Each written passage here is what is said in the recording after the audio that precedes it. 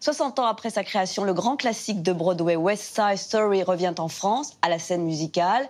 Œuvre majeure signée Leonard Bernstein pour la musique, Jerome Robbins pour la chorégraphie. Ce Roméo et Juliette des temps modernes reste l'une des grandes comédies musicales du XXe siècle. Sabrine Kasbaoui revient sur une production culte avec un fan de la première heure, Lambert Wilson.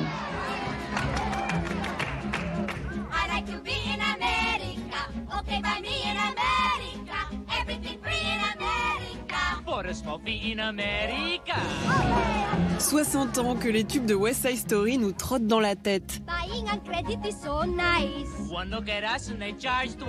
L'œuvre est reprise cet automne sur les planches de la scène musicale à Boulogne-Billancourt. On s'est donc demandé comment ce classique créé par Jerome Robbins, Leonard Bernstein, Stephen Sondheim et Arthur Lawrence en 1957 a bouleversé Broadway et toute l'industrie musicale jusqu'au roi de la pop, Michael Jackson.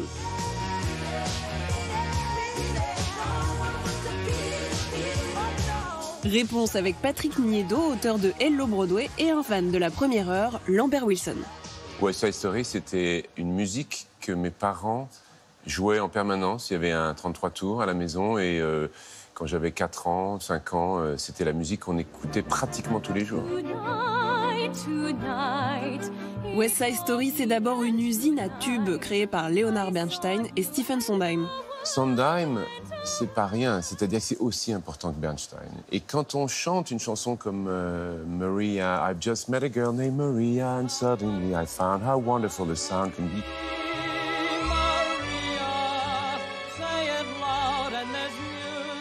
Ça sort, c'est tellement parfait au niveau des paroles.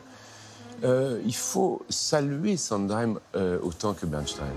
Mais West Side Story est aussi devenue culte parce qu'elle explose littéralement les codes de la comédie musicale grâce à la chorégraphie de Jerome Robbins. West Side Story est très importante dans l'histoire de Broadway parce que c'est une comédie musicale dont les chorégraphies font avancer l'action.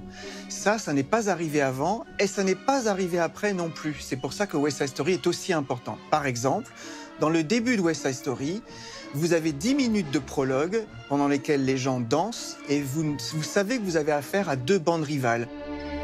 Une chorégraphie incroyable à laquelle même les plus grands comme Jacques Demy rendent hommage. Dans Les Demoiselles de Rochefort, il y a Georges Chakiris qui est Bernardo dans West Side Story. Mais on pense aussi à West Side Story tout simplement grâce à la chorégraphie qui est faite dans Les Demoiselles de Rochefort. Il y a des pas qui sont tirés de West Side Story.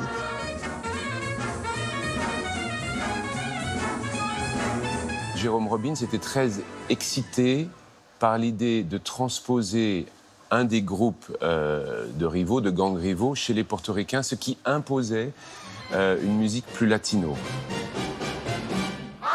Et je pense que pour lui, c'était très excitant. Il aimait beaucoup cette idée-là. Parce que d'un point de vue du swing, des mouvements, c'était quelque chose qui allait être plus torride, qui allait être plus sexy, qui allait être plus inventif. Donc ça lui plaisait d'emblée.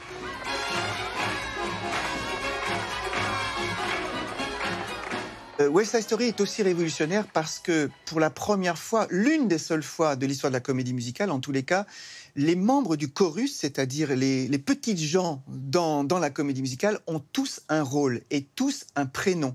Chaque personnage a une histoire qui a été demandée par Jerome Robbins à tous les membres du cast. Oh, Rick, you gotta let me in the gang. Didn't you just see me? I was smashed. I'm a killer. I want to fight. Les 3 éléments, chant, danse et théâtre, sont à part égale.